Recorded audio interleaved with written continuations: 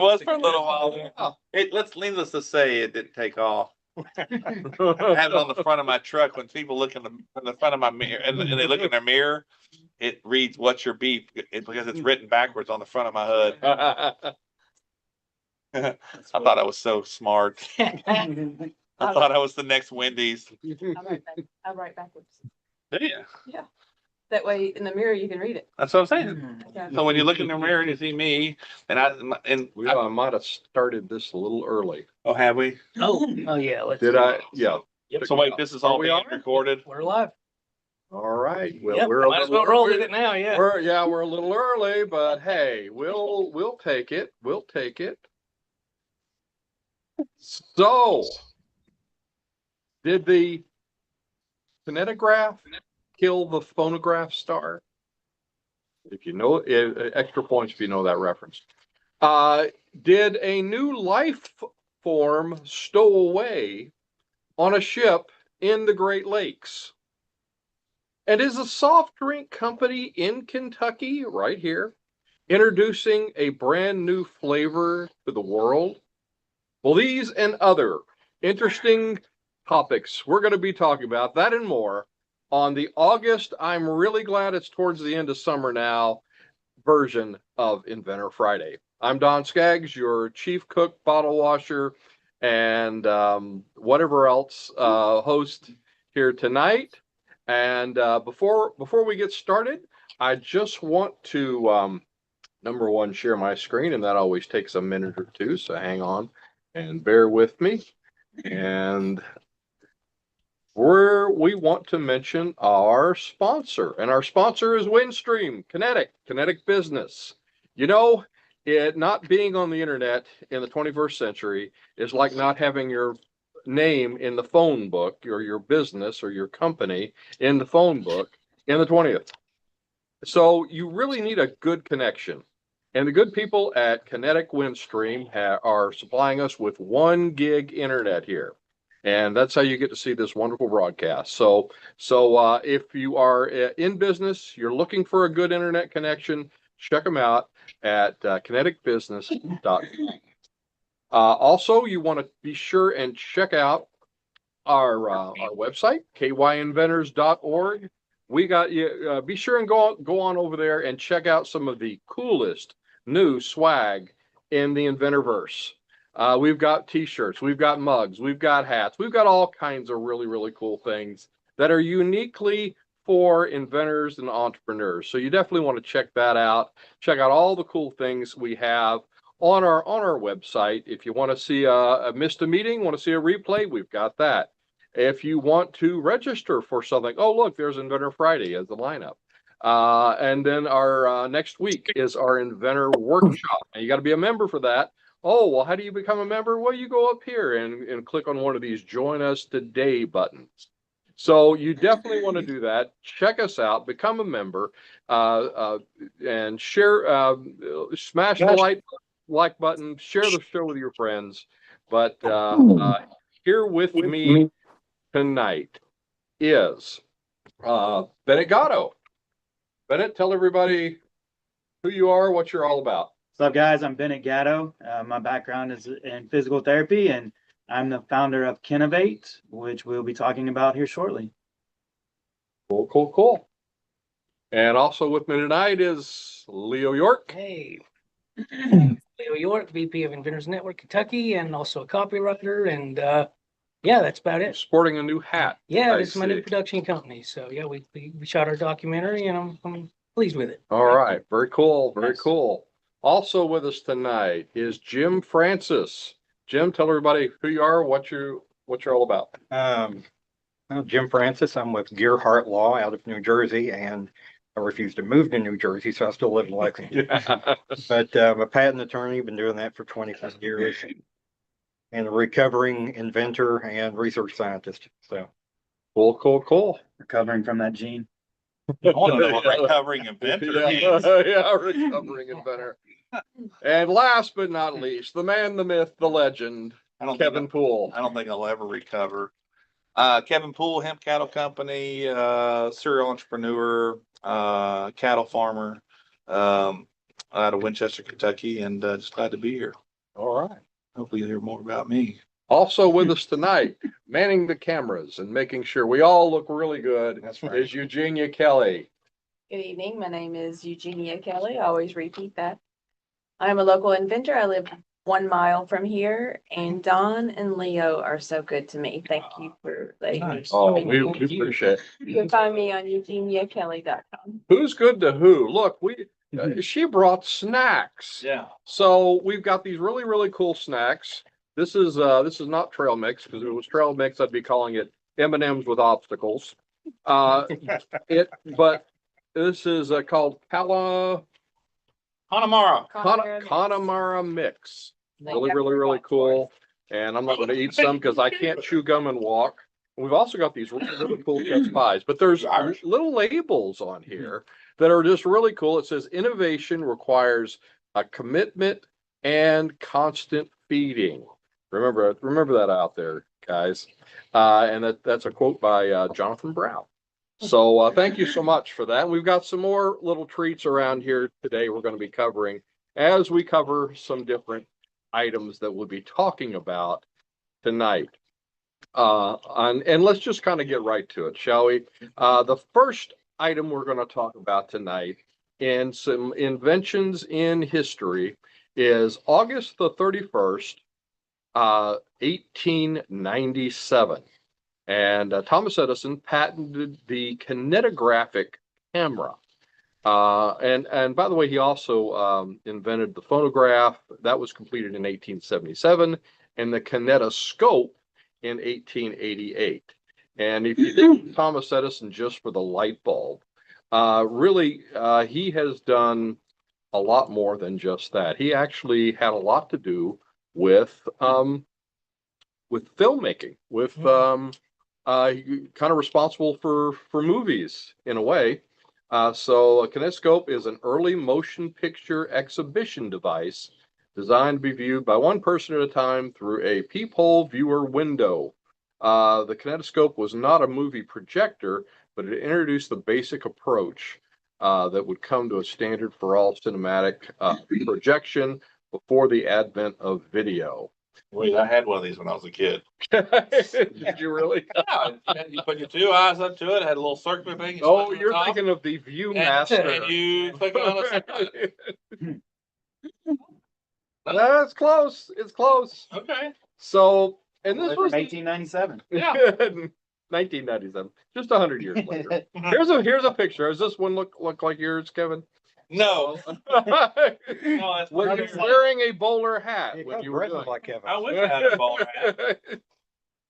We can fix you up with one. Anything So- that takes the focus off my face. Big wooden box. You just kind of stare down into it, and I think the film lasted. I think the longest it lasted was like 16 seconds or something. Oh, wow. And that was just like a whole bunch of. It was like a nickel, and that's where we get the term. What is that, nickel. like- Nickelodeon. Yeah. Like when you take your finger and you Mhm. know. Kind of looks like the precursor to the smartphone. Everybody gets sitting there staring at it. Well, and here's the Apple Store right here. So this was a place you'd go in and pay them a nickel, which I'd love to know what a nickel Yeah. value in That's a lot. 1897 Yeah. would be today. Yeah. And you'd go and just look in one of these boxes for 16 seconds. So which was, that was the cool new thing of the time. Now the funny thing about Edison is he was trying to pair, here we go, sight and sound. So you think about it, he started out with the phonograph. So he had the sound thing down pat, and he said, "Hey, why don't I do this video part, and thou will have pictures with sound," which we just kind of take for granted now. But actually back then, it was a new thing. It actually made some of these with sound, but they did not take off. And so actually, that was, but movies did, and it wasn't until the 1920s that sound technology was really made viable for films. So all the films were silent. You were seeing these old silent films, and then about the 1920s, then talkies came along with that, which was kind of the cool new buzzword for all that. So So anyway, you think Edison was just ahead of his time with talkies, trying to put sound and video together? Sounds like he was doing it, and it's almost like I did. he already did the light bulb. So they figured everybody else had enough credit. Let's just oh, sorry, I'm off camera. So he had enough credit. He didn't, maybe like they were like, how much credit do we need to give this guy? Let's give it to somebody else. And Yeah, that's what it sounds like. I think Sounds like he was already, if he actually made motion picture with sound, well, why does he not get credit for like inventing movies? I think some of it. I got two. I think it's both, a little bit of both. But one, he just introduced this, and he wasn't really plugged into like that industry that much. So I would imagine people were writing these silent films, and they had no idea they could write talkies at that time. Right. That's one.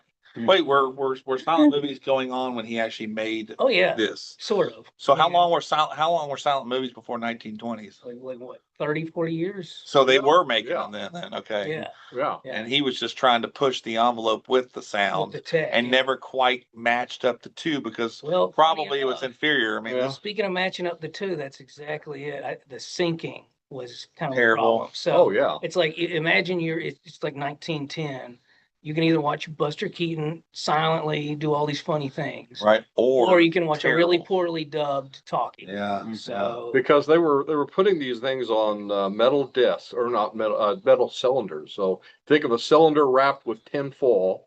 So you were recording the sound really badly with this tin foil. Mary had a little lamb, and then they were putting that in there, and whoever was operating this thing had to make sure the pace, sound, yeah. everything was just exactly. Yeah. and- It's terrible. yeah. it's like Google Glass. I think that I was thinking about that earlier today. Like all these hipsters bought Google Glass, and then it just went away.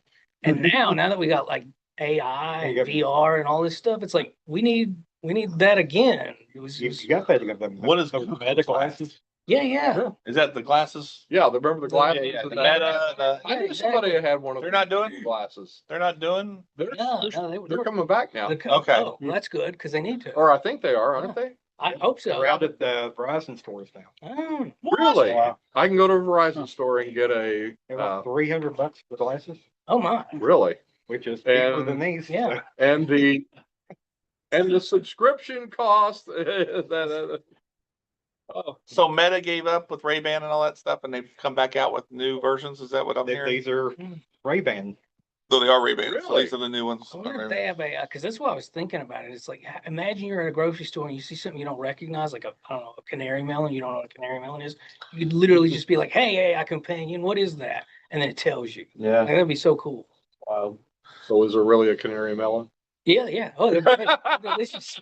It's just the untrustworthy side of the table. We don't even know what's going on Really there. good, I swear. Sometimes when you start this stuff, like these conversations, it's like, well, let's go to Leo. Leo, tell us what the hell we're talking about right now. Because we don't know. And Leo's like, well, let me tell you all about it. It started with this.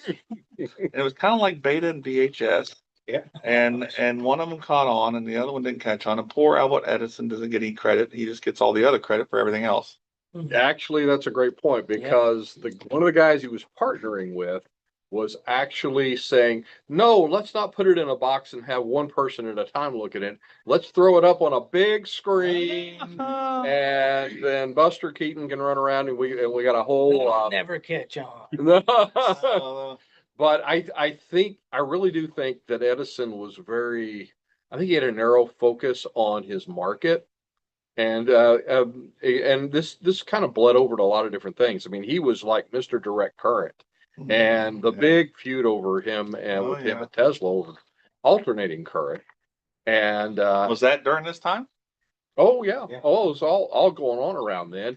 He was so adamant about the direct current, direct current needed to be the Oh, electricity. most people know that story, but I'm talking about like he was juggling multiple things. I mean, this guy. That was his Yeah, but life. Yeah. he had yeah. He, think about Well, it, this was movies and He was probably like, if I can get this movie thing to match up, if I don't, I guess, Oh, I'm trying to power the world. Have you ever been to the museum, Edison Museum down in Florida? No. It's where's that? cool. Near Fort Myer, I want to say Punta Gorda, maybe. Shut up. Oh yeah. So you go there and they've got this huge banyan tree and there's these really weird looking fruits hanging off this one or banyan looking tree, My I mom guess. used to have a condo. And How the hell they were was trying that? to do something with that. You go in and you see this old workshop and they had like 20 different projects going on. Maybe 100 different projects. I don't know. mm. It's cool. It's cool to go see. And No if doubt. you have not been there, I would Well, definitely. I think he's a great example of why if you're an inventor, you need the right team around you, because obviously he could market, he didn't have much business sense. Mm-hmm. He was a smart guy, he's a lot like Tesla, Mhm. but yeah, if you can't market, it doesn't matter how good the product is. Yeah. So, Don, where were you in 1897? Oh, you never know. I might have been Yeah. there. I could be that old. Aging Did like you food line work with wine. formaldehyde? Formaldehyde, you're right. You did work with formaldehyde, Yes. Yeah, I did. I just hung around it too long, I think. So. That's my excuse. But yeah, I mean, it was such a heated thing with him and AC and Tesla that he said he ran this whole campaign on alternating current will kill you. It's Yeah, dangerous. You should right. never have it in your home. And that's why he invented the electric chair, because it ran on AC. And he said, I will prove to you that this will kill people because I will. And that's where the electric chair came from. there's a market. Mm. Now there was a market for that. Yeah. Believe it or not. Oh, geez. So anyway, yeah, I wonder about just infrastructure. I mean, there wasn't really infrastructure for, even when they had the movies, for preparing the sound and getting all that quite right. It was very much. Yeah, kind of they along deliver the those- product to somebody. Yeah, Yeah, exactly. right. Mm. Yeah, is it going to be a hard sell to the movie theaters, or can you just bring a projector in and say, here, just turn it on? Then nobody can, it's hard to picture what it can do Yeah, without having seen it. Mm. very Hmm. true. Hmm. Very true. Hmm. Well, let's move on to August. Let's move forward 100 years exactly to August 4th, 1997. Glory Hoskin patents an automatic talking potty. I think Oh. we're regressing here, aren't we? I think we're regressing, but Did you pick that, by the way, because of Better Call Saul? Because that's I immediately. wasn't going to go there, but it did cross my mind. What So, did this if thing you don't- say if it's a talking Yeah. potty? So this is her. I'm guessing it's a her, and her first name is Glory. An automatic talking potty apparatus induces a receptacle support assembly. Blah blah blah. So I think Child sensor. child sensor. So, and you can see in the photo here, it's like, they've kind of made it like a toy almost. For the potty training. It's for potty training. So Wait, that was on Better Call Saul. Yes, it He was. was like, he was like, I figured you You were did- going to bring it up. I'm sorry. Buddy. you did a great job. Good job. Yeah. And then It's like, it I just can't fell. go. I think I've seen that in some nursing homes too, so I don't know. Yeah, well, that's a highly possible That thing. chair, Potty training can be at that any age. potty's gonna give me Mhm. nightmares. Okay, here we go. Present invention relates generally to potties for training children to develop good waste elimination, and more particularly to potties that have a pre-recorded message. How to scar your children with glory hunting. So I really didn't. I thought, did she ever really market this? Did she sell it 10 years ago? I did have to look it up. The patent's been abandoned, but Has it? if you go to Amazon, there it is. Boom. Yep.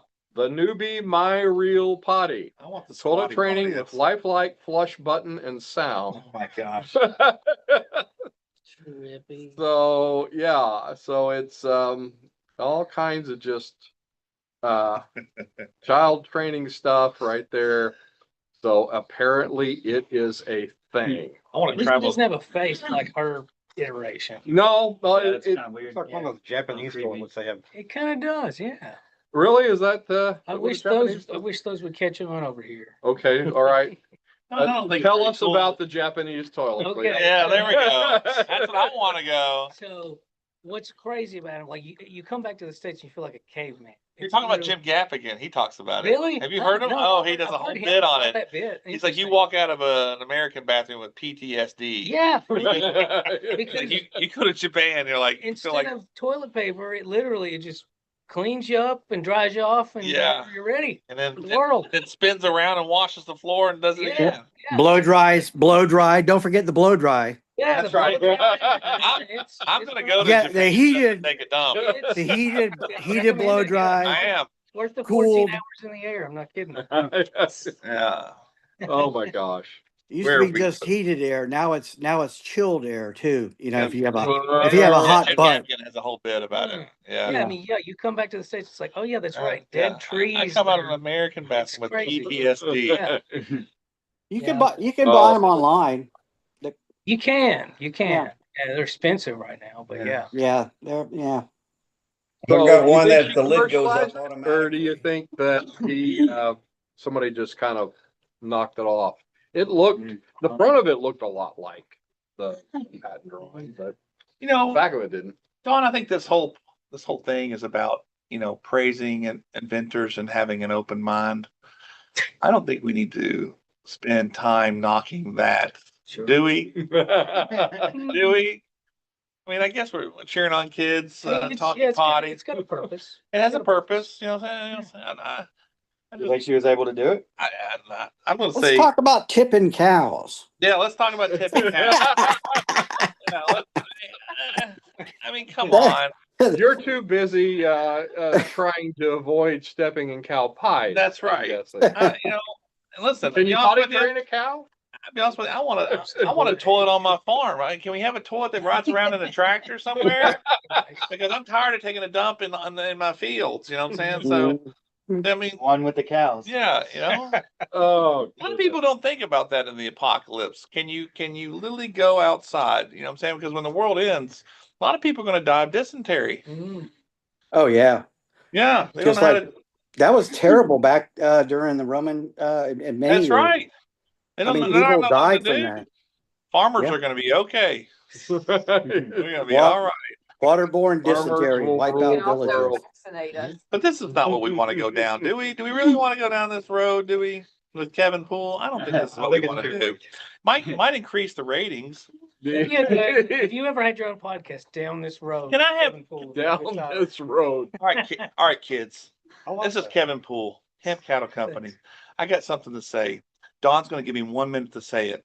All right. If you're cleaning your body with a bar of soap, you have to start on your legs and work your way up, because the threat of taking the bar of soap going from your butt to your face is a serious threat. Okay. So you must start on your legs. If you start on your legs, there's no threat, because a lot of people think that if they just wash their face first, that they'll eliminate that possibility. But what you're actually doing is going butt to face with somebody else's butt to your face. I think we've gone So- deep thoughts with Kevin. Yeah, there we go. That's your friendly reminder. how about Always just- take the bar of soap and start on your legs. And that was 1 minute bottom with of the Kevin top. Poole, Floor to ceiling. with Kevin Poole trying to get me kicked off of YouTube. I said, So, Floor to ceiling. floor to ceiling. That's right. Floor to ceiling. Start with your legs. You'll Ceiling. never go. You'll never have the threat as long as you start there. Okay. Floor to ceiling. So, do you think this, think her original idea details, you think they could change? Looked like some of them changed. Yeah. It wasn't a I'd molded say, teddy bear on the back of it. yeah, I don't know what happened for sure, but I'd say she probably had a neat idea and probably didn't follow through with it, and now it's just general. Because the people are- patent's expired. now. Exactly. Yeah. Yeah. So I'd say that that's the reason. Kind of a shame. So Yeah. I'm a mother in the room. Mm. It is my suspicion that she created the potty to help train a child to encourage them and kind of keep them there. But she probably ran into manufacturing issues. And I am also an inventor. So that's probably what happened. Could be. Makes sense. Some people call Kevin a mother. I don't know. No, Cows. no, mother. All right, let's That's a shift stretch. gears. We're cranking the Wayback Machine backwards again, back to 1909, when the Ford trademark was registered. Mm. And so now the funny thing about that, and let's Henry get- Ford was a Nazi. Little bit. don't get me thrown off YouTube. I'm not saying it's true. I heard No, that Calls were already coming from Detroit.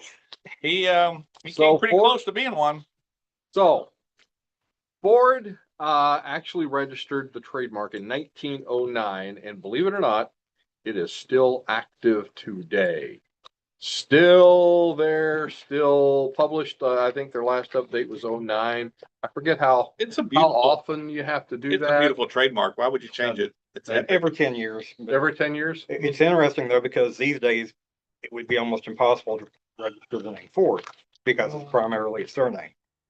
Oh, That makes sense. so they kind of got grandfathered in Okay. in 1909 when that was a kind of an okay thing. Okay. That, And that reminds me, when I was in high school, one of my friends convinced me that Lita Ford, vocalist and guitarist, was heiress to the Ford company. Months later, I mentioned it in passing, and Oh no. started cracking. Oh, up. no. Yes. oh, That was a long. Oh, no, no. Yeah, it's a long That's way. pretty- that that's pretty was a solid. long You're way around on recycled that. Yeah. Oh no. I think that was his end goal. You think he was trying to do that from the very beginning? If he Gaslighting was Yeah. part of the. Yeah. Yeah. Okay. Okay. She was a lot of things, but Oh, she was no. not in the Not- Ford yeah, family. yeah. That's funny. Oh, so funny enough, Henry Ford also had a bunch of patents. I think over like 600, I want to say. Sure. Here's one right here. It's from about the same time. Looks like 1898. It's for a carburetor. Now, when do you think this expired? I want to say anticipated expiration was 1960. 20 or 19. Yeah, Did he take that from the Germans, though, didn't he? I don't know. I mean, not to go back to the Nazi thing, but just, you know, carburetor. What is it showing right there? So this is a carburetor. Carburetor? Okay. So that's a carburetor. It says 1909. anticipated inspiration was 1915. And I want to say that they used to not be 20 years because a patent right now, it's like 20 years, Jim. And then, but back then it was like maybe 15, I want to Now say. it's 20 from the date of filing, but 20 from the day you file. So, unless it's a design patent. then so it's- if it, yeah. So yeah. So his patent ran out 100 years ago. His trademark still kicking. kicking, still going after it. So that just kind of begs the question. Just what do you think that what do you think? The in the long run, is it more valuable to have a patent or more valuable to have a trademark? Well, I think Jim should answer that question. Yeah. Yeah. That's an easy one. Yeah. Trademarks. Your trademark can last forever as long Yeah. as you keep using it and doing it. No. But that represents the brand, that represents the goodwill built up in your company. Yeah. That's why some trademarks are worth billions of dollars. Wow. Even today. Okay. So yeah, if you can build a brand, even without patents, the brand is worth more. But sometimes you need that patent to build the brand so you can kind of hold off the competition. Yeah. So Don't ask the guy that invented the Segway. That just that was a- well, that's that's one of my favorite books. Is let's see, it had two names. One was called Codename Ginger. When I read it, it had the name Reinventing the Wheel, and it was this journalist who was like just running along beside the entire development process of the Segway. Mm. And just one of the most interesting inventor reads I've ever read. And just how it just, they were, I mean, he was raising capital like there's nobody's business. You know, just name all the big capital names back then and around the 2000s, and he was raising it. And they were popping the champagne corks. I'll never forget this one scene where they were just all celebrating because they'd raised all this money, and he stopped them and he said, you guys don't realize this. We haven't, we haven't made any money yet. We haven't sold the first thing yet. We've just been given the opportunity to make money. First, then it flopped. Well, he was solving that last mile transportation problem, which even until like Bird and all those scooters came out was still a problem. And even they have a big problem. But I think Bird was the fastest company at the time to reach $1 billion valuation. Right. But yeah, and so they solved the same problem he was trying to solve with the Segway, just in a totally different way. The Segway was just expensive. You couldn't store it. Like, how's somebody going to take it up to work with them? Things like that. And then the little scooters that you just tap your card on, you can leave them. Next person can use them. So he had the right problem in mind. He understood what the solution needed to be. He didn't know how to execute the solution to get it there, though. And I just know that because you gave me that book. Oh, really? Yeah. Wow. You gave me that book a long time ago. Wow. And that's why you see, the patent office littered with dead patents that no one ever used, because they had the idea. They didn't have foresight to be business people. They didn't have the marketing down. Right. Which is why you have to build the team around the inventor. Yep. Not do it on your own. Yeah. So No successful inventor is ever works in total isolation. That's my motto. So It was- can I say something? Go ahead. It's just like athletes, right? Mm-hmm. You have to have all pieces of the puzzle to make it in anything. And that's why some athletes I wouldn't know. succeed. I was always wanted to be an athlete. Pretty good. But no, that kind of thing I went through with the inventions I went to. I got lucky that I actually had a place. I just started doing it. You know, I jumped the horse. I just did it because out of necessity for the agriculture reason. You know, the system I created. I was like, I want it. Yeah. I didn't know it was going to work. You know, I didn't know Huggy was going to work. You know what I'm saying? I just knew that I was trying to solve a problem. And that's why I think it's a little bit different with agriculture. Is that's just one big lab that I run. Yeah. You know, that's what I fair. run. Huh? That's fair. You come up with an idea in the business world, you're in a room. Mm-hmm. You know what I'm saying? You're like, I think this Talking will work. theoretics. I think this will work. Mm-hmm. I was just like, I fabricated, I welded, you know, I put these things together, and and then I went out and used them on To my be your farm. beta I skipped a tester, step, Yeah. and now I'm in this nightmare of trying to say, hey, everybody. You know, but no, that's because I was already doing it. I was already in the farm in the field You- doing it. You follow what I'm built talking about? Like you built the I Frankenstein. skipped the step. It worked. I jumped ahead and said, I want this, and did it, Mm-hmm. and built it, executed, practiced it, still using them to this day. Yep. But guess what? Now I'm angry that my success in farming is stopping me from. That's what I told you. Like Don, it's like I'm having success in farming. You know what I'm saying? Mm-hmm. That pays the bills and pushes me forward. And I'm sitting there going like, but I really want to just get these away now. Yeah. You know what I'm saying? Like I just want to be like, you know, I own the patent. You know what I'm saying? You 21-year-old in college getting ready to graduate with an ag econ degree, take Farm Huggy, Yeah. make them in your barn. I still own the patent. You make them. I will partner up with you, and you can ride that horse because I think I got 20 years max. With as It's farming. many different inventors, entrepreneurs that we work with, I think there is a huge unsung, unseen Ag tech. ag tech. There's nothing more important than food. Mm-hmm. Nothing. Water, air, food. Those are the three ones you need. Survival. Yeah. Air, water, food. So You don't really need an iPhone. you don't need an iPhone. You know what I'm saying? You don't need a potty that tells you good job when you take a crap.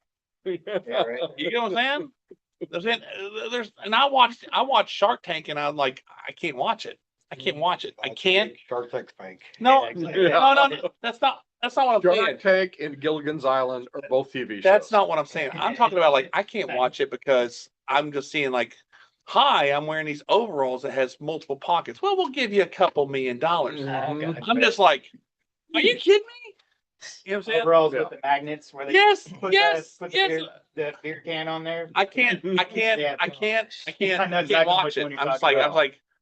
yeah, it's, Yeah, there's, it's a show. there's levels of importance. You know Mhm. what I'm saying? There's level of importance. Water, air, food. We're literally, somebody told, it stuck with me ever since I've heard it. We're 3 missed meals away from society Yeah. collapsing. Yeah, At I've any heard time. that. Yeah, very true. 3 missed meals. The miles too. Okay. So you definitely want to buy a box of beef from him. No. That's not what I'm saying. And many boxes of ammunition. Don't miss your meals. I was reiterating about Don saying No, about ag totally good. being an absolute It is.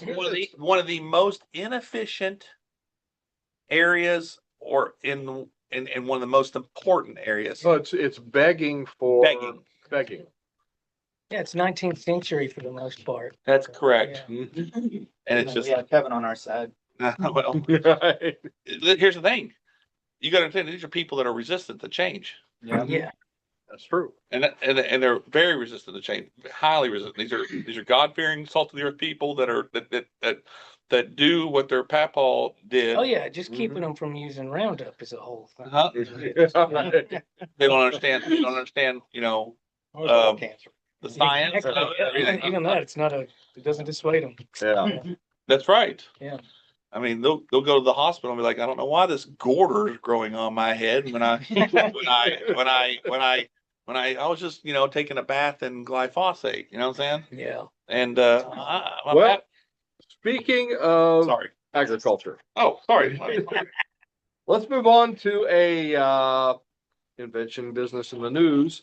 Kentucky's native tropical fruit that you've probably never heard of is now a soft drink. And this is kind of a special thing. We're actually going to have Ale 81. Nice. Eugenia's got to grab the camera. Yeah. Oh, I'm sorry. Open it up. I tell ya. couldn't No. see I'm behind. He's hiding. Yeah. So this is a product called Ale 81 From my hometown. and from Winchester, Kentucky.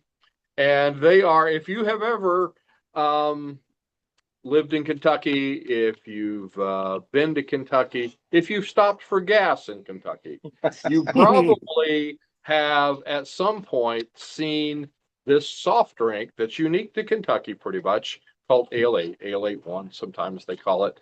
So they have developed a new flavor made from a pawpaw. Yeah, put them in the freezer. Yeah. Yes, thank And we've got Eugenia again came through for us and just has, and so we are going to try these live. And by the way, Having reviews. cheers. Cheers. That's right. Representing the 40391. 409. That needs to be a t-shirt. Hey, 40391. So, all right. I think it's delicious. That is Pretty way good. better than I actually thought. I love pawpaws, Wow. but that is Good. exceptional. That's really good. They're getting better. Definitely They Yeah. swung and missed on the first one. The cherry should have been a home run. It tastes like cough syrup. Yeah. They Tastes like nothing. the strawberry watermelon was good, decent. Doesn't come across too strong. The blackberry was the best, in my opinion, just because it's so different. But I think this beats the blackberry. I think Yeah, I Yeah, agree. I Actually, think so too. I don't. it's I like don't- pineapple, banana. That's right. Yeah. I That's don't right. like. I don't like plain L8s. Mm. This is actually pretty good. Really? Nice. Yeah, It's very, What are you, very- very communist? smooth. Maybe. The regular late's always very obviously. good. It actually tastes like pawpaw too. I Better. thought it was gonna have like Yeah. that synthetic banana. Way better. No, Like banana Laffy Taffy. Yeah. Oh, it's great. So Good. Leo, can you enlighten us on the pawpaw? Yeah, you can't find them in stores. You pretty much have to go in the woods to get them. From Basin Springs Road, just down the road from my Oh, farm. nice. Seriously. Really? Yeah, there was a. Could you grow them commercially? I used to No. know. Oh, sure, I guess. I don't know, but there was Only downside is, they're really slow to grow and you have to have males and females. That's right. But beyond that, and then you have to fight the raccoons because they love pawpaws more than anything. right. But, Good stuff. but they're really good. They're Yep. custard. It's like, imagine a pineapple banana custard. That's what. Yeah, it is. that's- Pineapple, banana, custard. Yeah. I had a neighbor Way that to was put that. obsessed with them. I had a neighbor that was obsessed with it. He would not let anybody cut them on the road. And so they I just agree. kept making more of them on the fence line. And so Basin Springs Road, which is Really? just on the Fayette Yeah. County, Clark County border where the, you know, it's a complete canopy, like single lane road that I live on, has 10 pawpaw trees. Nice. Really? You ever I try did not freezing know one and then eating it? No, It's- I don't go pick them. It's chunky monkey ice cream from a tree. I only run it unless, every time I run is if a bear's Yeah, that's- chasing me. So, There's a so lot in other words, I don't stop and pick the pawpaw. There's a bunch of pawpaw trees on that road.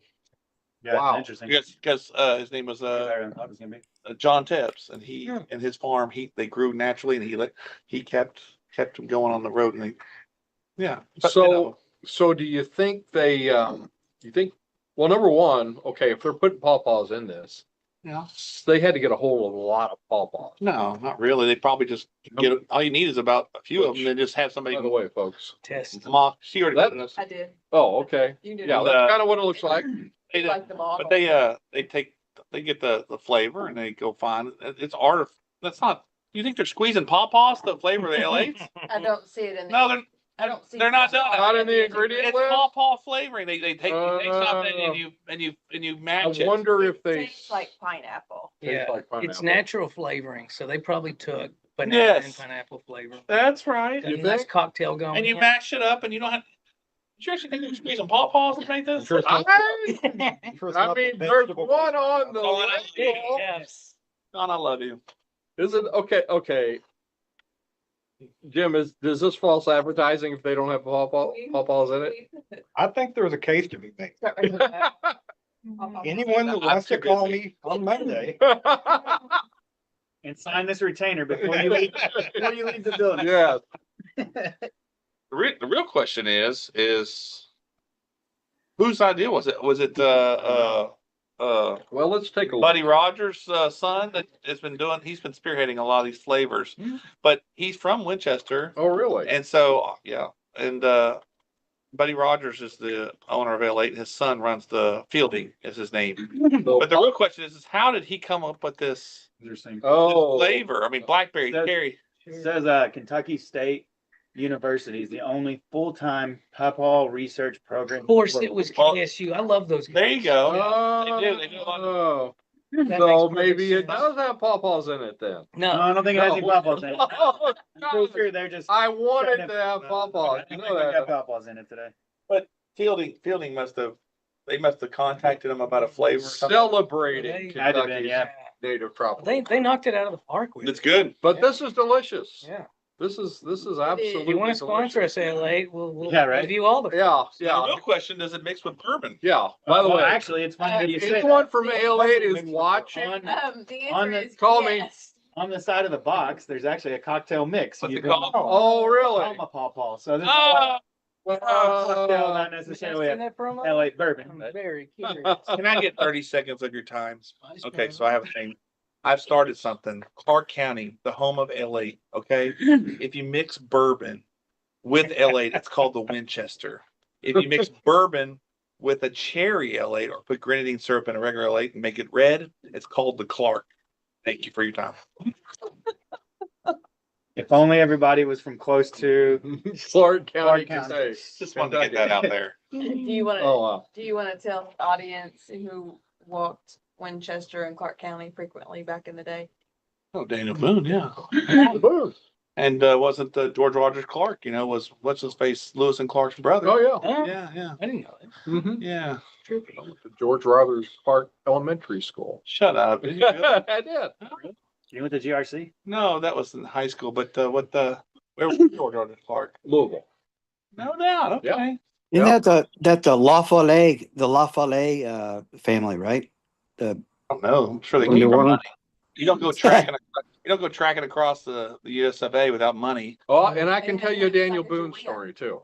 Right, Sacagawea, Pathfinder. my ancestors were long hunters about the time of Daniel Boone, and they settled in eastern Kentucky. Mm. James and John Skaggs, and there's a story of them finding Daniel Boone lost in the woods, singing. All right. Too many bourbon in LA. There you Yeah, go. that Yeah. must have been it. So is he? Too many Winchesters. You never know. But does it pair well with chess? Oh, now we're gonna find out. Okay, All right. does it pair with chess pie? I know it'd be good with tacos. Can we grow these as a Pineapple commercial burrito. crop? Yeah, I want to know. Can that be done? I don't know. They look like a vine. Why couldn't they be done? They complement. They look like a vine. All right. Why not? Actually growing pawpaws. Yeah, they look very like they have a palm tree look to them Yeah, a little yeah. bit. Yeah, Like it It's looks like a tropical fruit. Looks like a tropical They look like plant, it. tropical They do. fruit. Yeah. they fruit, kind of but it remind is me in of Kentucky. like imagine those money trees you see at like the store, the little bitty. I don't have any trees. money trees. Where do you find money trees? Like you can't go in a Chinese restaurant without seeing one. It's the little house plant. With the Oh, little yeah. leaves. Yeah, Like just imagine Still a in- paint like a box. rubber tree. Yeah, Yeah. yeah. It's not got real money It on looks like that. Yeah, Oh. It's Kentucky's banana. yeah, that's Yeah, accurate. Kentucky's banana. That's what this thing says. Yeah, Kentucky's it. That's banana. what I'm thinking. Oh, will this work? Oh, yeah. Thing. Oh, There we go. there we are. Yeah. Ladies and gentlemen, No, the Kentucky pawpaw. It's the original ugly fruit. Yeah, it's interesting looking. Yeah, thank you, Jim.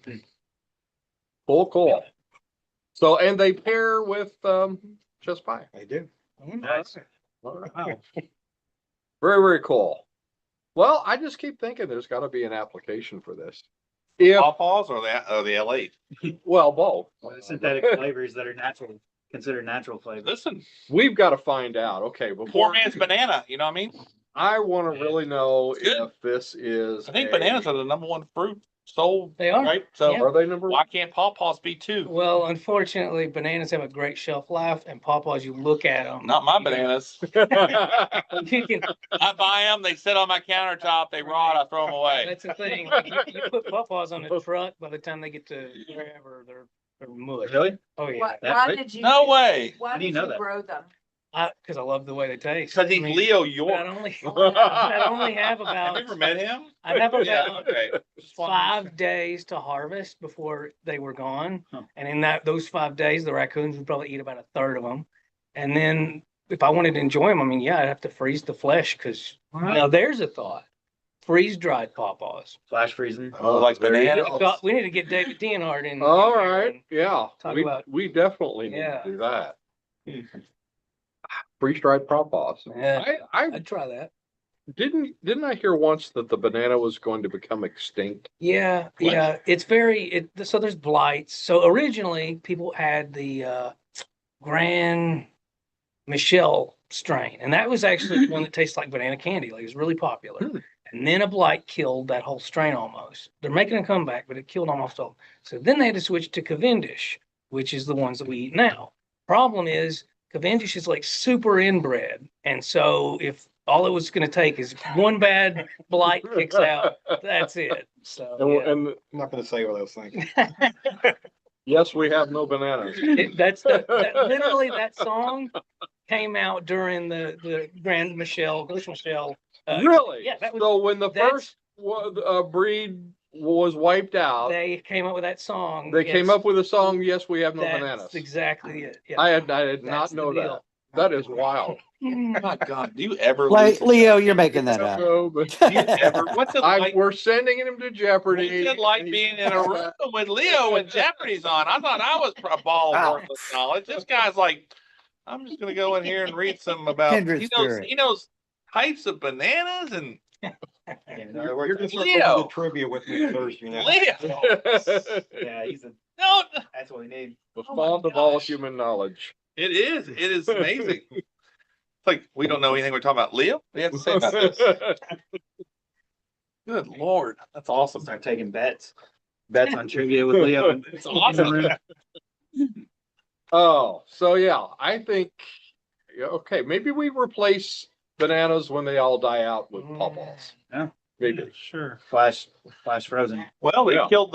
just about killed the bourbon industry. Maybe we need to flip the trade and start growing pawpaws. I still want to know. Why do I keep doing They this? Why do I just keep put a bringing it back little to bit of a Nazi, pawpaw.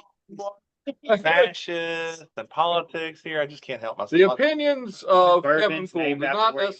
necessarily. Remember what I said about soap, okay, folks? Floor to ceiling. Florida Sea. Don't get me.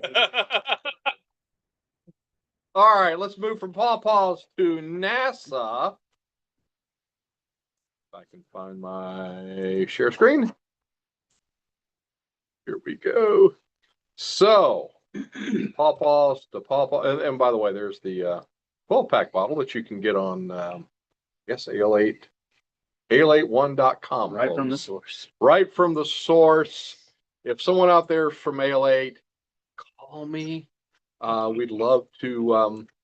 We'd love to help you out. Sponsors? We'd love a sponsor. I might be able to do that for you. Yeah, hook us up. I got Billy's number in my phone. All right. Like to get some more intel on these pawpaws that you guys use. Yeah, that's right. Flavoring. Yeah, we want the pawpaw lowdown.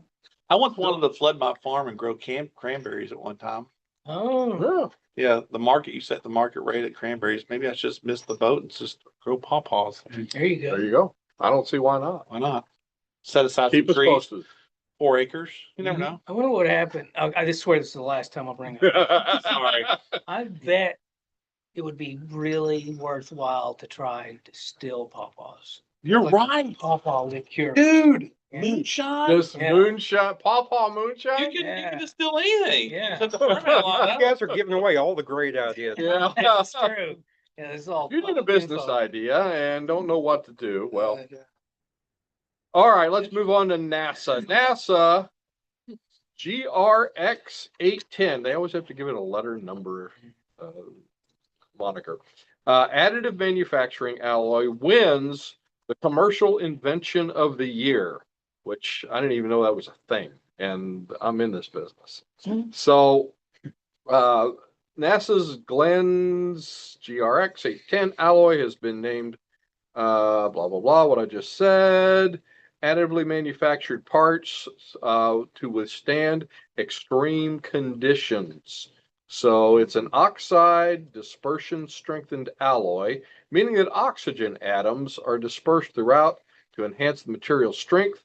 This type of alloy is particularly suited for use in aerospace parts that will undergo high temperatures, e.g. those with an aircraft and rocket engines, because the material can withstand harsher conditions before reaching a breaking point. What is that breaking point?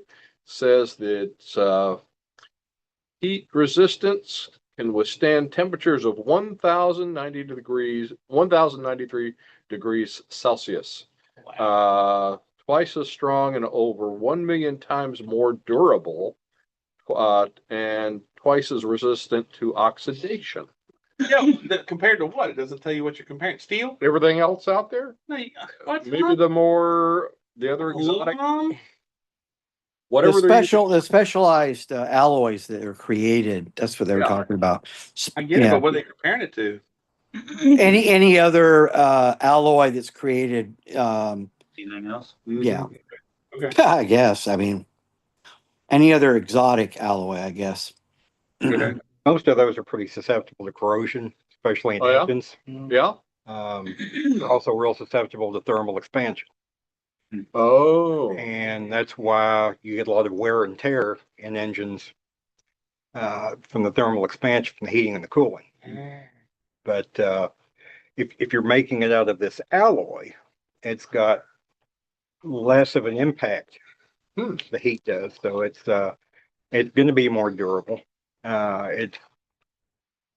Because of the oxide. This is for molded pieces, I'm assuming, or something like No. that. Yeah, you can 3D print it. Okay, yeah. So imagine AKA. and actually we were talking about this earlier, Jim and I. There is a rapid prototyping center in Louisville, Kentucky, and it is. I've been in there. I've had a tour of the place, and for the most impressive 3D printing operation I've ever been to. They were 3D printing everything from one end of it. They were doing biologicals, so it was like cells. It was plants, but they were ramping up for animal cells, and then just your regular, run of the mill plastic, and then the really cool part was they were doing metal, 3D printing metal. and they were doing, jet engine parts. He said, this can only be 3D printed. You can't make this any other way. Yeah, You no can't mold mold. you It has can't- to be it printed has this to be- way. And he said, and I said, they're going into a jet engine. He says, they're in them now. This was years ago. So basically you can, so it starts off, these, alloys can start off in a liquid form, and as they 3D printed, they become solid, I'm assuming? Right? Isn't that what 3D printing is all about? Yeah, well, I mean. So they start it's off in a liquid crazy. form, and then all of a sudden they're hard and they. Powder, It maybe? started off with sintered metal, and they would use a laser to heat it Okay, and have a binder, okay. and it would just eventually The form. binder would dissipate, next thing you know, It would form in whatever mold it's in. But I'm assuming they're doing something sort of similar here. so it is a mold, or is it 3D? No, Which one? it's a model. I don't know. Which, Sounds like adamantium. yeah, well, I mean, it kind of is. I mean, you think about 3D printing stuff, and Once it's like, oh, the nozzle got too hot. And it's like, the nozzle can't get too hot with this because 2000 degrees. Right. Yeah, So, yeah, that's wild. interesting. Who wants So- to talk cows? They're way more simple. So you could make a printer nozzle that needs to, so you could actually make printer nozzles out of this that There's could a thought. withstand other, Hmm. that couldn't withstand other temperatures. Yeah, I mean, and that begs your question about it being a commercial market. I don't think there's a lot you could do with it on Earth. It sounds like it'd be great for spacecraft on Earth, but still, I mean, there could be applications for like really, really high temperature settings. So I don't know. They fit in good with fusion reactors and all that kind of stuff. Oh, okay. I didn't think about that. Yeah. We're not quite ready to blow up the world yet. Need another year or two for that. Yeah, maybe. Just give us time. We'll get there eventually. So you don't think this will be just a NASA thing? You think there's gonna be Why not? applications elsewhere? I'm just a simple farmer. They've already started licensing it to a bunch of large companies. So Oh. I guess it depends on where it winds up. But I don't understand why it's an additive. It keeps saying additive. When I hear additive, I think of like products like Well, molybdenum.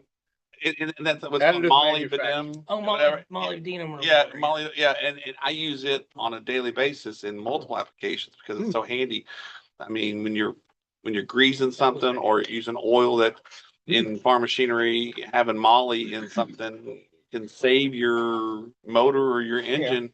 It sticks to things and can buy you that hour without oil in your machine if you happen to run it without. like sticky it's an- Teflon or? it's a Sort of. first It's an amazing. It's an element. It's carbon based, I think. No, it's an element. It's its It's own thing. molybdenum disulfide. But Really, it's an element. Okay, see, well, I'm not gonna argue with Well, that. You're on the wrong side of the table to argue. I'm not going to. I put it in. I found a surfactant that's food grade, and a surfactant is a spreader sticker that you put in chemicals to increase their efficiency. change And- the surface tension. That's right. And I put it in a fly. I mix fly dope or permectrin, which it would be, with it, and I put it on my cattle's faces and on my dope bags. Traditionally, you used to mix it with diesel fuel, Oh, wow. which is a carcinogen Yeah. effect. But it was the best spreader sticker that you could put, and it eats at those dope bags. So I started taking the surfactant, which is food grade, and mixing permectin with it and putting it in my dope bags. And like I said, I can talk cows all day long, but in other words, but it sticks to their faces. It stays with them. It stays with them, and it's food grade. So in other words, Product. it's a cool product. And You've got another product to add. To No. no, I've already. I'll tell people all the stuff. All I did was put 2 and 2. If it sticks with grease, if you ever get molly grease on your hand or molly oil on your hand, we have to wash 3 times to get it off because it sticks to you. And, you know what I'm saying? And you can, after you get done washing your hands, even with Dawn, you can still feel it on your hands. And What if it All the absorbs surfactants in the soap won't lift it up. it won't lift it up as fast. So that means that Yeah. it's going to stay on there. So I just started using deductive reasoning, and I want the fly dope to stay on calves' faces. So when I tag my calves, I take permectin and that molly surfactant mixed together, and I squirted on their faces. And when I put a tag in their ear and vaccinate them for the first time, which buys them 6 months of protection on their faces from flies, so I don't get pink eye. Yeah. Again, you've solved a problem for yourself. Just before. And you honestly, that's a product. That is a product. Yeah. Well, I'm even thinking about this year taking the same permethrin. Call permethrin. That's who I'm thinking. I'm thinking about taking permethrin on. I'm thinking about taking permethrin and mixing it in the black grease, because then instead of on their faces, all I have to do is I'll take that black grease and smear it on the back of their ear as a calf, and that will stay with them even longer. Yeah. Interesting. You know, saying like, Yeah. and then the mother would be about the only thing that could lick it Lick off. right. And That's why it needs to be pawpaw flavored. Or... There you go. now, Flavored. now, I'm hoping the cow won't lick it off, but she might. Or rain. I've been feeling this is an additive because an alloy is not just a pure metal; it's a mixture of metals. So this might be something that maybe could be added. If it's an additive, that's what I think. When I hear additive, I think of graft. I think of Yeah, it's added to create that oxygen. Don did it again. All right, we've got an echo, and I don't know why, because I'm about to play That this was video. somebody, and I was like, who do I need to mute? Play the video. Oh, I thought it was a medication I took. Oh, man. Life back to the 70s. Is this working? I don't think this is working.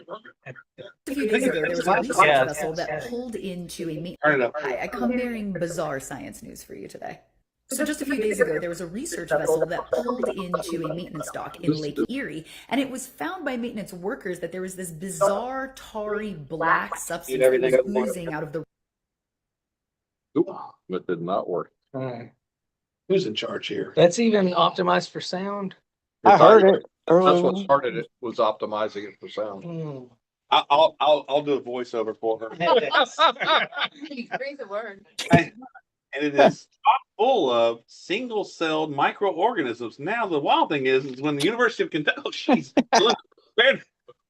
She's talking faster than you can read. So are we. I have really nice teeth, and I decided to dye my hair all orange Can anyone speak Minnesotan? and match it up with looks to be some sort of semi-orange lipstick. Eugenia, help me out here. I've got a problem with my finger. I have a problem. My right hand is just, I can't stop We have- myself. Officially gone off the rails. We have officially. Kevin has taken over the show. Oh, good. Okay, Thanks, so- thanks, Don. All right. Yeah, here Don, we go. thanks. This is the. I hope the video was worth it. Oh, it was every minute. So this is what she was actually trying to say. Ship Goo 001, mystery of an entirely new life form discovered coating a Great Lakes ship. That was an excellent segue. I've seen from- this movie. I think this It's- might have it's been something basically Kevin Venom, made, yeah. but so researchers are investigating a strange goo that was discovered when maintaining a ship in Cleveland, and have discovered an entirely new life form. That explains the Cleveland. Explain the Cleveland thing. There you go. Send him to Cleveland. So last September, the research vessel, the Blue Heron, was brought out of Lake Erie to fix a noisy propeller shaft during maintenance. The strange goo was found oozing out of the rudder's shaft. And there's a picture of it. No, this is not a Looks like setup molly grease. for a- Yeah. yeah, there you go. Like I said, this is the perfect setup for this. They had researchers. They found out, to their surprise, the goo contained life, microbes thriving in a semi-warm, oxygen-less environment. Ship Goo had a I've life seen the of its own. movie. It doesn't end well. Isn't this where the It doesn't like end well. takes over the spaceship It and doesn't- then Alien yeah, Covenant does not end well. No. Or what was that other movie I watched with Ryan Reynolds where that thing went down his throat and What I call the. Life. Have you ever seen Life, that? Oh, yeah. God. That's a creepy movie. Otherwise, Oh, you know, God. It came from Cleveland. so. Came from Cleveland. Yeah. Well, I love they had to call it something like this, Ship Goo 001. That's So it exactly what contained should a species unknown. This has got to come to some summer blockbuster movie near you. That's interesting. So we can find novelty wherever we look. Blah blah blah. I don't think they know anything other than I was wondering if maybe it ate the grease. If That's what I was kind of thinking. There's got to be something. There's got to be some. Jim, what do you think? Possibly. To be honest with you. Something that attracted the microbe to that. to the grease. Well, the fact Yeah. that it's not been seen anywhere else, I wonder if it's something that's speciated on these ships. It's escaping Cleveland. Escaping What's going on up there? Yeah. Where did your hatred for Cleveland come from? Have you ever been to? But I've added a new word, I speciated. have. Come on, God. Rich. Been there, you just kind of. It's like Cleveland's on the floor and he's like, have some. I dated a girl.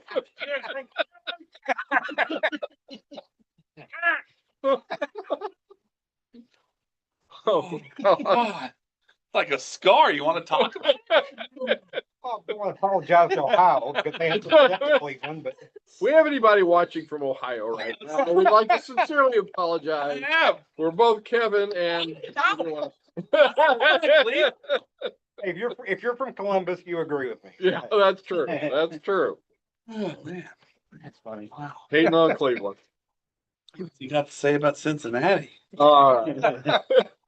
So if this could eat Well, oil, that's- okay, let's say it has.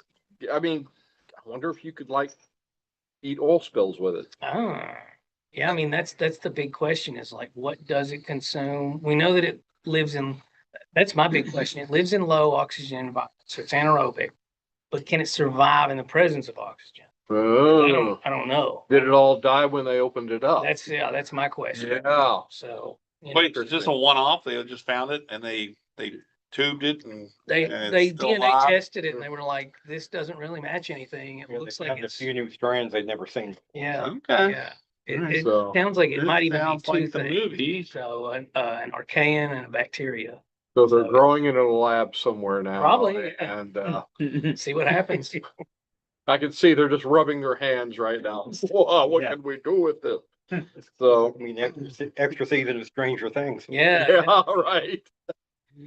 Oh, so what do you think? Should we approach this with fear or opportunity? But Both. yeah.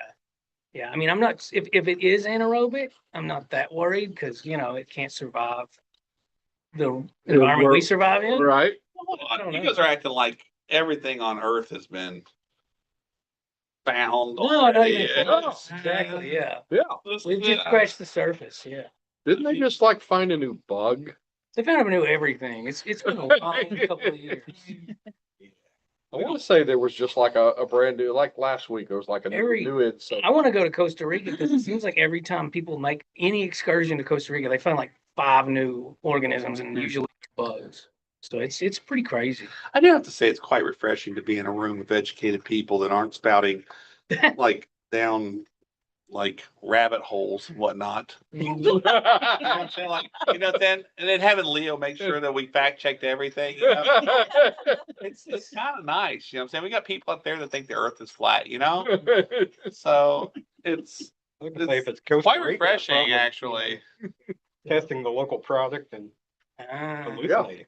yeah, that could be the case. That's Yeah. very possible. All these new species are actually DMTLs. Yeah. Oh, all right. Let's move on. I guess what you have to say is that you say it's part of a ship, right? Yeah. I think it's just a microcosm of how much there is left to discover in what oceans are 75% of the earth, Right. right?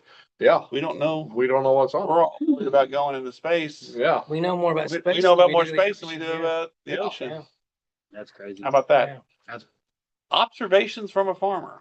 Mm. Inner space. Thanks. Inner space.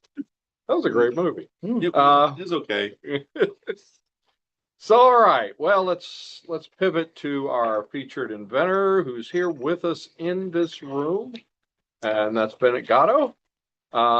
Bennett has a company called Kenovate. Pull it up right here. And Bennett, just tell us, well, let's start off and just tell us a little bit about your the origin story of Kenovate. Sure. So my background is physical therapy. I'm a physical therapist. I work primarily with adults, actively aging adults, seniors, primarily those 50 plus. That's kind of just where I've carved my tracks. A lot in the neurological space. So I've spent a lot of time working with individuals that had problems with falls or recurring falls. And so I was working with a patient pretty recently, within the last year and a half, who was having recurring falls like on a daily basis, like multiple falls, 2, 3, 4 times a day. And I would go to his house, I'd work with him. And when I was working with him, I'd always encourage him to stand with his feet slightly wider apart. So he would have more stability laterally, left and right. And he did great when I was cueing him, when I was there, reminding him, talking to him about it.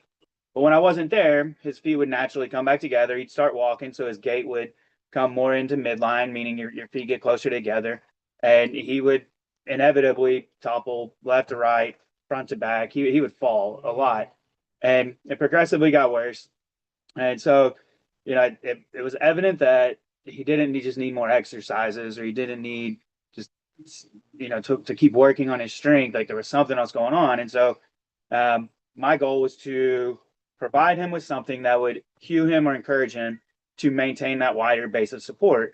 So I came into the office one day, and we had some foam in here, and I had some straps, and I rigged up these straps that I was able to put on his legs.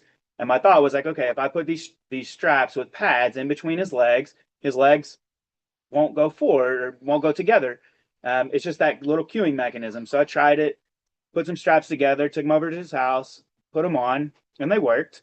I had him walking around, and you could visibly see his feet widen. You could visibly see his posture stand up more erect. And I was like, okay, this actually could work. But the straps were not very practical. They weren't comfortable. Like, he couldn't just wear those around. So I took the same concept, came back, and put pockets on boxer briefs. So I was like, well, what is he probably going to be wearing every day? Like, most likely his underwear. So put pockets on briefs and cut little pads out to mimic exactly what the straps would be doing. Took them over, had him put these briefs on, and had him walk around, and I got the same effect. Feet widened, posture stood up straighter, his stance was wider. He was in much better control walking around his house. He picked his cane up. He was way more stable, wasn't losing his balance. I was like, all right, I really think we're onto something here. So built him, constructed him several pairs of briefs, had him wear them around for a while, got some feedback, got some videos, and then we found a local seamstress here, who was able to actually sew some pockets onto some briefs, had them sew us up a handful of pairs, started testing those with individuals who weren't necessarily fall risk, but really just to get ideas on comfort, wearability, just feedback on how do these things fit, how do they wear, are they comfortable, what do you like, what do you not like. And by doing that, a lot of the feedback that we started to get was, wow, at the end of the day, my knees feel better. At the end of the day, being on my feet, my back feels better.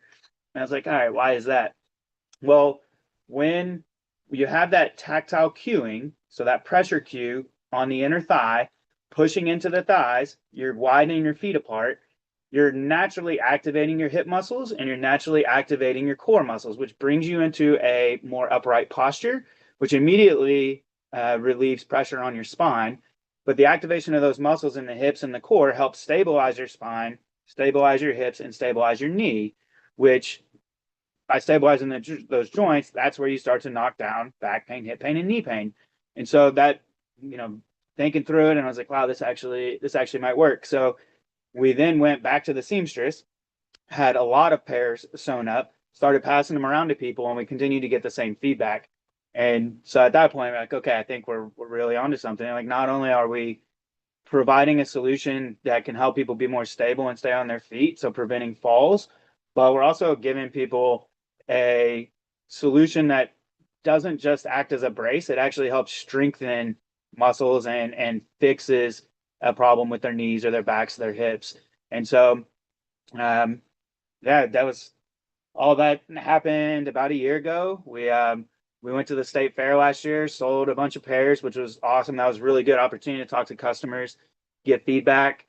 Came back from the fair, and then we found a local manufacturer here in Kentucky. And over the last like 9 months, we've been working with them to really refine our design and get the product to a point that we can take it, actually put it out to market. So So that's where we're at. what was the hardest part of the whole journey, you think, for you? It's not over yet. Not over. Yeah, it's not over yet.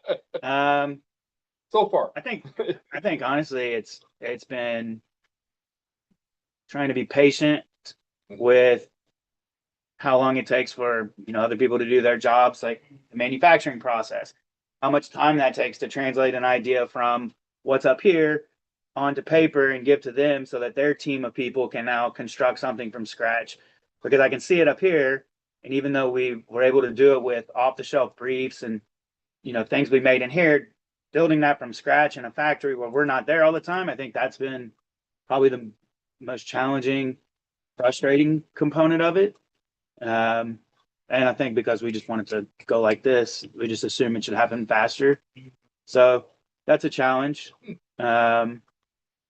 Your natural gait is, in other words, you get same way cows get they get their back end starts closing in as they get older. Yep. Similar, same thing. Yeah, it's the same thing. And Start making so balance briefs for cows. yeah, stop. Here we are back to the cow. Stop. Back to the cows. But what I'm trying to say, it happens. It happens with time. I guess, is that because your hips change or? Most likely, I would say there's maybe a structural component where the hips do move in, or that muscle mass. Your muscle mass starts to lessen, which then, your hip muscles bring your legs into a proper orientation. So like your glutes, your hip muscles actually align the knees. And that's what provides stability at your knees, is a lot of your hips. So in the cows, it's probably the same thing. Those hips get they get weaker. And so the knees start to bow in like that. And the same happens. Yeah, same happens with humans. And so that's. You think it's better can you use those pair of shorts for preventive maintenance, or is it only to solve once you're having issues? No, so I think that's the idea of where we're encouraging that hip muscle activation, and the core muscle activation is that we're actually strengthening your hips and your core by positioning your body in how it should be, opposed to letting you narrow that gait. Because if you think as humans, we operate in a very front to back plane. Like we're not walking sideways and moving laterally a lot, right? Well, those muscles that allow us to move laterally are what stabilizes our hips, stabilizes our knees, helps bring us into that posture. But since we always operate this way, those muscles get neglected. So a lot of times, like if you come to me in the clinic and you've got back pain, hip pain, knee pain, you're unstable on your feet, like we're just going to work your hips. Why We're gonna not? strengthen your hips, strengthen your core, strengthen your hips, strengthen your core. Where I'm not trying to get you to pivot to animal clients. It just made me rethink. Make that cow. Thankfully, no.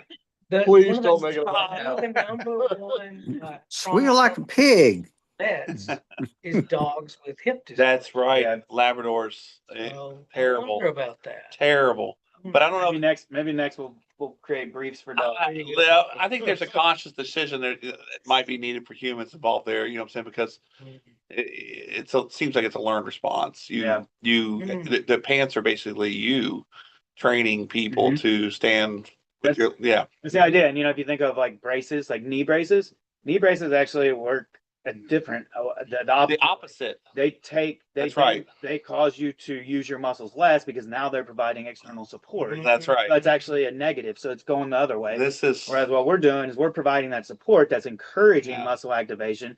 So we're actually training the body to, adapt and hopefully get stronger. Well, it's almost like positive reinforcement. Correct. Yeah.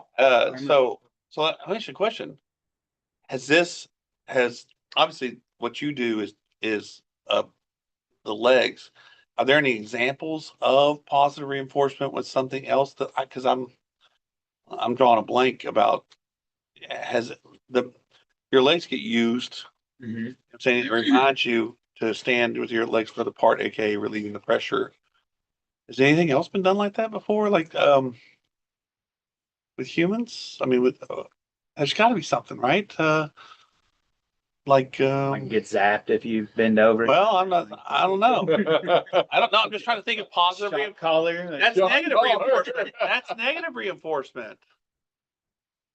I'm trying to think of it. Has it ever been done before? Like get M&Ms if you make it in the potty. No, there you go, the potty. Yeah. There you the go. potty. There you go. Potty. It tells you, talks Yeah. to you. But I'm just trying to think of that physically. But physically, I'm not sure. I don't know. As Is far that as- used in as in far as- therapy? That could be the Yeah, next. positive reinforcement definitely is. And as far as actually incorporating that concept, that methodology into apparel or clothing, I don't know. It's almost like physical therapy. That's what it is. Yeah, a little bit. This is And that's physical therapy clothing. So that's kind of that's the idea of where we want to take this is into functional apparel, performance apparel, where I guess you can- see those football players that wear that tape.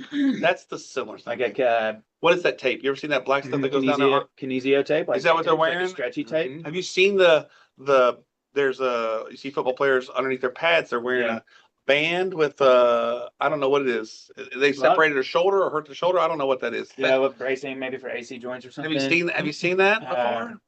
I'd have to see it. I know the K tape's big in athletes. Yeah. Overhead athletes. Mhm. I've seen some football players. It looks like it's almost tied into their football pads. Like there's a strap that comes down to their arm. It's black. Barry Bonds used to wear like So you're so Cool. the hardest part was just kind of getting everything just right for this next iteration. Yeah, I think just keeping everything aligned and I think getting everything aligned and being patient. What helped you the most, do you think? I think like what we've talked about multiple times tonight is just having a team of people around you and Yep. you're not alone. you're not alone. And yeah, I think it kind of goes both ways. The team is necessary, but it's also one of the hardest parts is making sure everybody on the team is moving in the right direction, Yep. understands the vision, that everybody's on the same page all the time because, it's like, it's like we said earlier, a football team has 11 players on the field. And football is a great example. If all 11 don't do their job, then the play is not going to be successful.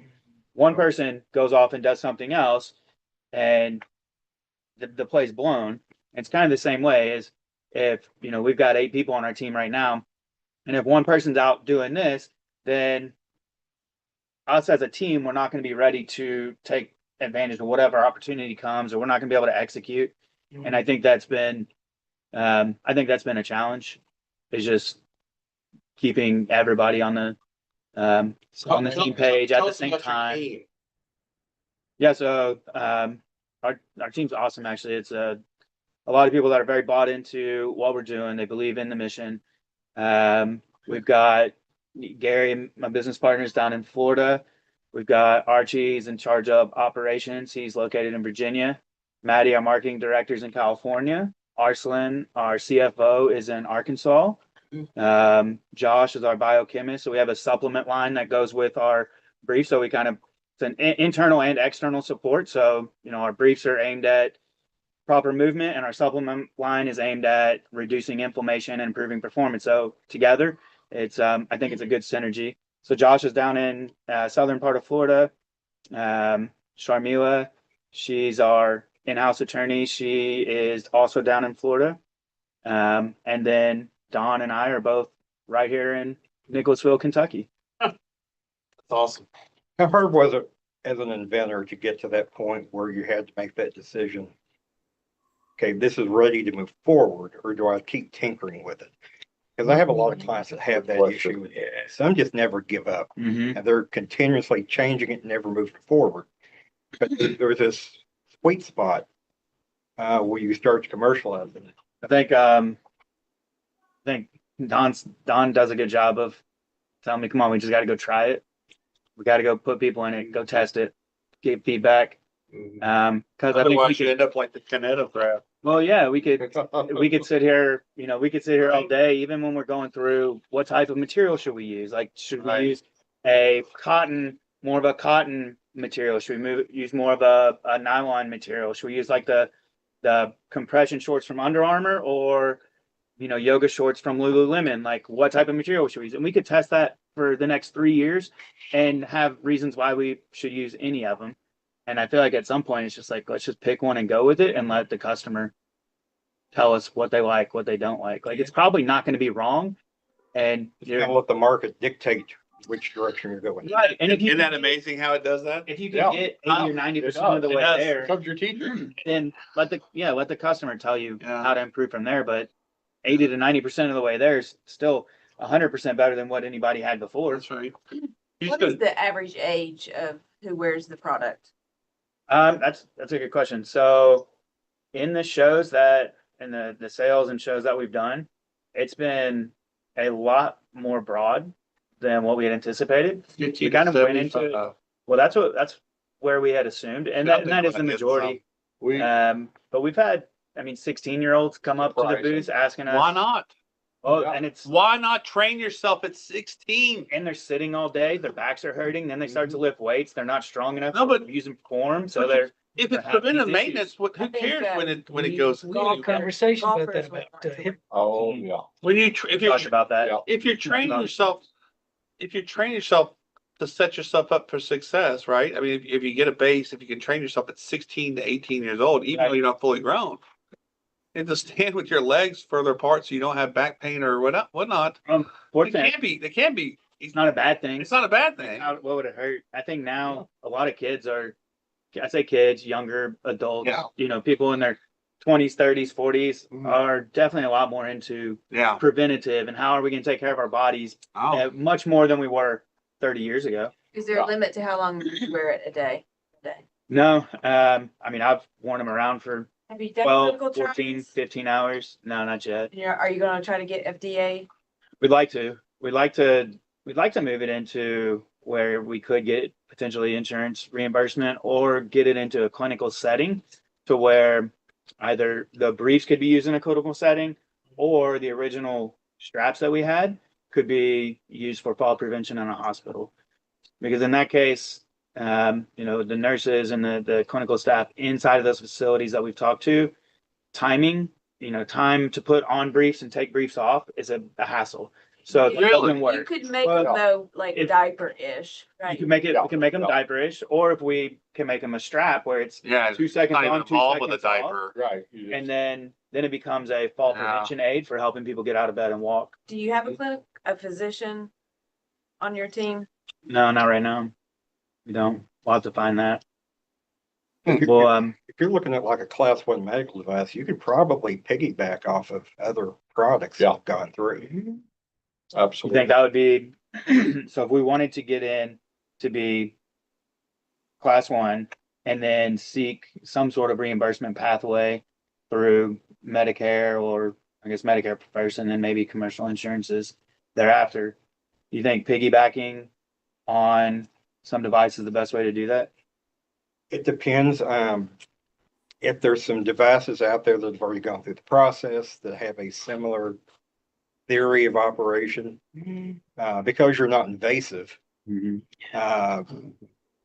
could potentially piggyback at least off some of their data to where you wouldn't have to reinvent the wheel. And you could drop that cost down significantly. Yeah, maybe speed the timeline up too. Plus, as a first-time class 1 medical device, you also get a lot of breaks from the FDA. And they'll actually guide you through the process, and they have an ombudsman. They'll work with you as well. If you can get into fall prevention, you can save the United States healthcare system. Yeah, Oh, so that was millions of dollars. when we, that was the whole idea. One of our guests. Started with to get into fall prevention and get into the facilities because some of the research that we've done is, the average fall can be anywhere between like $30,000 to $60,000 Yep. in the hospital. And for every 1,000 patient bed days. So that means if a hospital, let's say a big hospital has 1,000 beds, every day that hospital has 1,000 beds, they're going to incur between 3 to 11 falls per day at the cost of $40,000 to $50,000 a fall. I mean, that's significant. And there's also a regulatory aspect to this too, because things get reported. right. So if you're a hospital, they get reported. If you're a nursing home, God forbid, those really get reported and investigated. And that's why they're so careful about who they take into nursing homes these days. If you've got any history of falls, they would prefer you go somewhere else. Yeah. Yeah, I think that would be I think that would definitely be an avenue to pursue. I think that was, that's meaningful if you can keep somebody on their feet. Like there's just devastating injuries that happen with falls. I think our quickest path to revenue is a direct to consumer with the briefs for fall prevention at home, but then, back pain, hip pain, knee pain, muscle activation. So our goal is if we can go that route, start to drive revenue, and then alongside that in a parallel path, pursue, some sort of clinic or facility.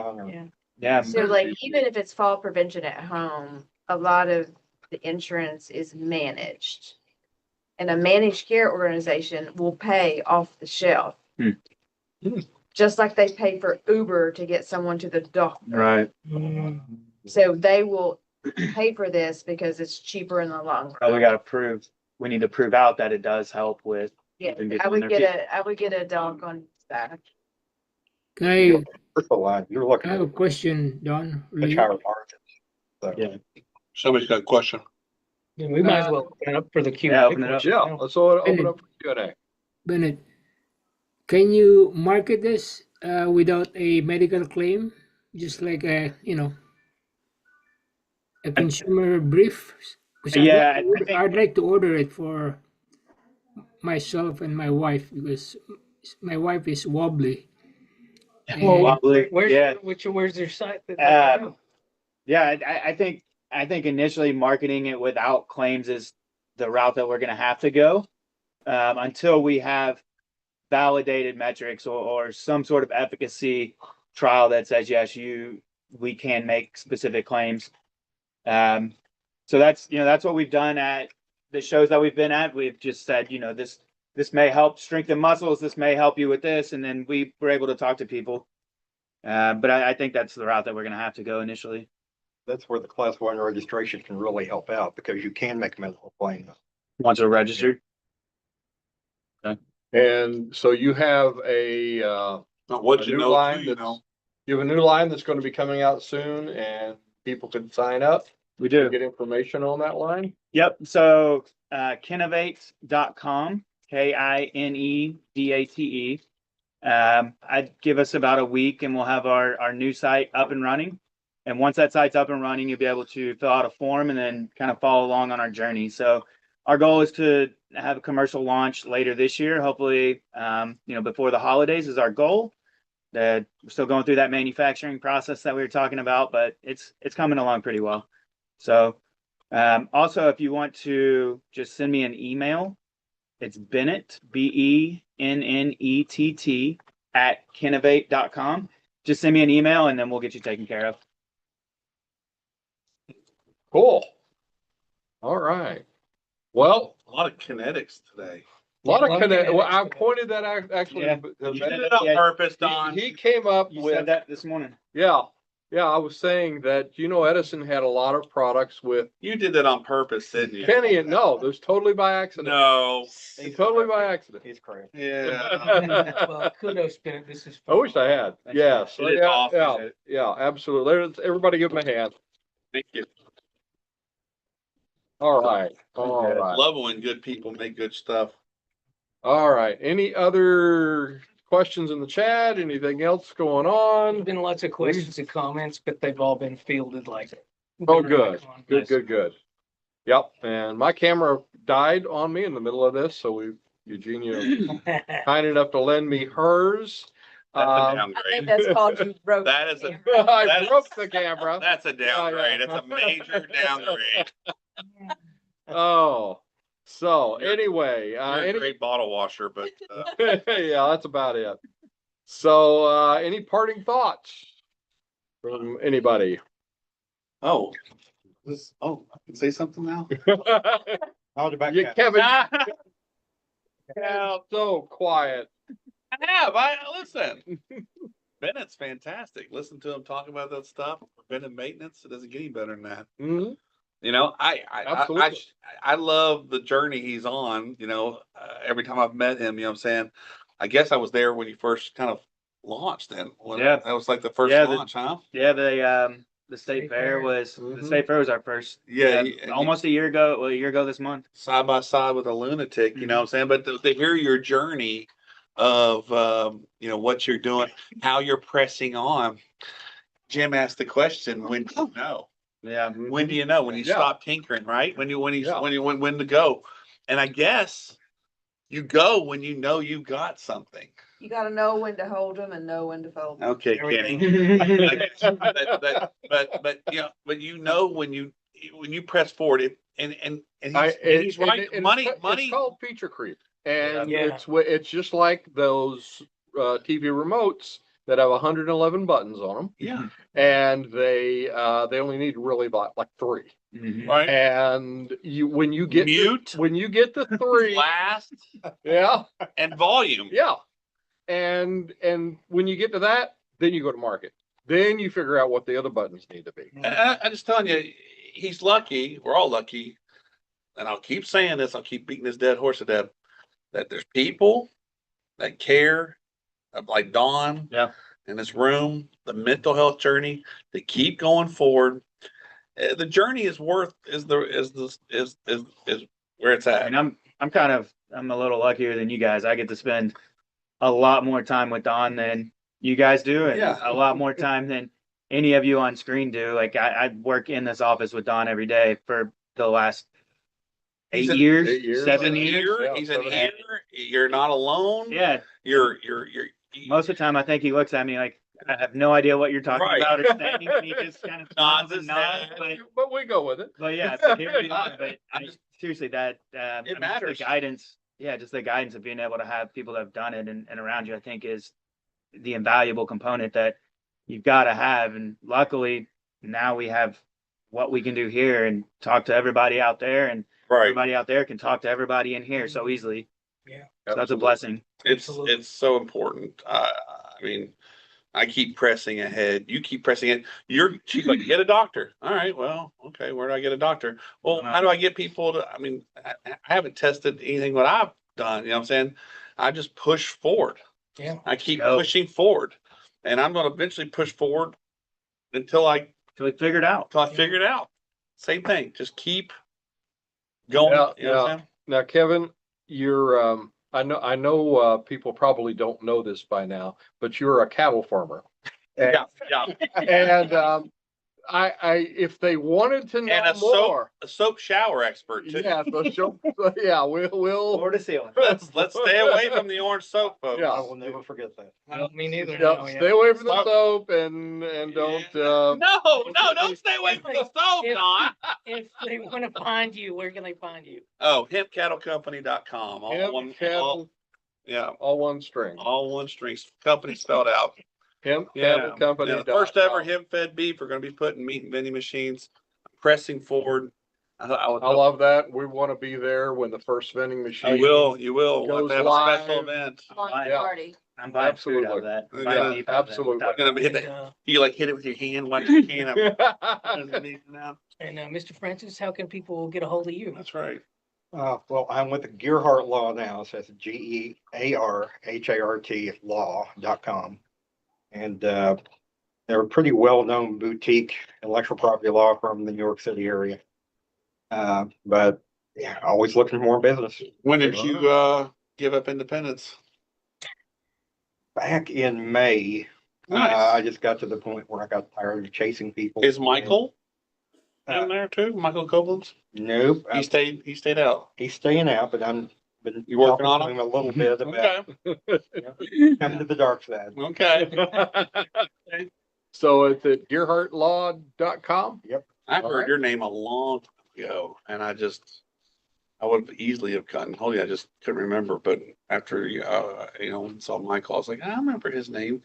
You've had patent law in Lexington for Long time. Long time. I went over and saw those crazy kids over that fancy one. Good Lord, they wanted a kidney. What was the name of that group? Oh, you can't say it online. Yeah, I was gonna say. Do we cheat them in how? No, we're not. No, it's not. But you know, No. they're not. No. Oh, that's why. Kevin, don't get me thrown off YouTube. Sorry. Sorry, Don. But Don't get me sued and don't get me I thrown. think, does that leave you and Michael, right, in Lexington? Well, there's still some patent attorneys around. There's some good patent attorneys Yeah. in Lexington. Okay. Yeah. And in the Louisville area. Yeah. But yeah, there's an advantage to getting a smaller firm, or even an independent or solo Uh-huh. patent attorney. I You get more totally personal agree. attention. Isn't Yeah. isn't Lexington Absolutely. like a hub for food and they are. They have been, right? It's got a niche, A niche with food, right? not so much as Louisville, but yeah, Yeah, it makes sense. Okay. 'Cause it's where Young is. Louisville's kind of the, fast food franchise headquarters of the Yeah. world, but, But Lexington had some, I mean, Outback. Is But it- I heard that there were more restaurants. Outback, per Logan's square- Roadhouse. The first Logan's Roadhouse foot. was on Harrisburg Road. Long John Silver. Long John Silver's, Fazoli's. Fazoli's. Outback went to the University of Kentucky, right? And started. Yeah. I know, Oh. I know Outback was here. Yeah. Yeah. First commercial I ever Okay, wrote, I sure, wrote for Fazoli's. There's and they more than just rejected it. that. I I'm- still think it would have been a great. Those are three major. That's Just three You wrote, major you stuff. wrote a Lexington- commercial for It's the Fazoli's? first one I ever pitched somebody and they rejected it, and I still think it'd make a great commercial. Yeah. What was this? Maybe we should Uh, do a, yeah. what if? Yeah, Yeah, what- there we what go. would've been. What could have been? You can do that with AI now. Kentucky's true. kind of a hub for trademark law too, Really? because we have so many different brands, especially in bourbon. Oh, that makes sense. I've got clients in the bourbon industry and moonshine. Why Michael had the idea that he did with me about Mm. trademarking, Yep. labeling hemp-fed beef. Mm. But, I wasn't trademarking's huge. huge. The Sixth Circuit, which covers Kentucky, Ohio, Michigan, Tennessee, is actually, they have quite a bit of trademark law cases and copyright law cases. Wow. Because of Nashville. But, we do quite a bit of IP law along that corridor. I'll say this about Jim and Michael. Go see them. Do not do thoughts to paper. Can I say that on Yeah, this yeah. podcast? Do not do thoughts to paper. There's just something about talking to the person that you're actually going to help you with the stuff that you cannot. There's just no substitute, in my opinion. You must do it right the first time, because if you don't do it the first time, it requires more work by the people to do it the second time. So Certainly. I learned that lesson, Yeah. and thank God I had multiple inventions, and Michael walked me through it. But I'm telling you that A good patent attorney. It's especially worth- like Michael, he will every pull the stuff out of you. he will, he got Yeah. and you get it, and you That's get a it good way to better, put it. and it's more done and more specific, which matters in the end product of the actual patent. Mhm. It is critical. But that's why it's good to have that one-on-one relationship with your patent That's right. attorney and your trademark attorney. You don't necessarily get online. This is the one time you don't want to be chintzy. And by the way, just to get a, if you're not going to get your utility, you're not getting a utility patent or whatever, but with your provisional patent, start with the patent attorney. They're not that much. If you're talking about the difference between $400 and $500, that's why would you go the cheaper route? It's the beginning of your process. You can shoot yourself in the foot. Yes, at the early. beginning. Absolutely. Get it right the first time. All right. But you're supposed to say you don't give legal advice. I know. I'm not a lawyer. I'm a cow farmer. In case you don't know. No. Tell you with a grain of salt. Do what you want to do with the information. I'm telling you. Find people that will support you. Find the right patent lawyer, and that's 2 important steps on the journey. Yep, absolutely. Huh? Well, Eugenia, well, you got the camera on. Let's see, let me find you. Okay, Oh, All I right. found you. Any final thoughts from you? she doesn't have a camera. You stole it. Oh, you're right. Sorry, folks. I stole her camera. Yeah. I just wanted to tell Kevin that the next time I decide to farm cattle, I will check with you first. Listen, I'm just trying to. Because I don't know, you may not know this, Kevin is a cattle farmer I know. and an inventor Got cows. Just- Yeah. and an On the invention notes, of go cattle right farm products. Yeah, It's a fun, I guess you gotta do it if you ever want to get And I will cows. also say this, some of the richest people in Kentucky Mhm. are cattle farmers. Oh, no, the horse people got us. Well, Horse farms do not make money. No, yeah. horses, eat money and crap debt. No, no, no, no, no, no, no. Kentucky Derby. You're getting it wrong. Horses are a way of avoiding taxes like art. Yeah, So- okay. That's smart. So Yeah. don't, that's why There you go. horses is the, Sheep and- that's yeah. correct. Yeah. Now, if you want to wash your money, Oh, cattle farming is the best way to go. You know any farms they can invest in? I don't know any.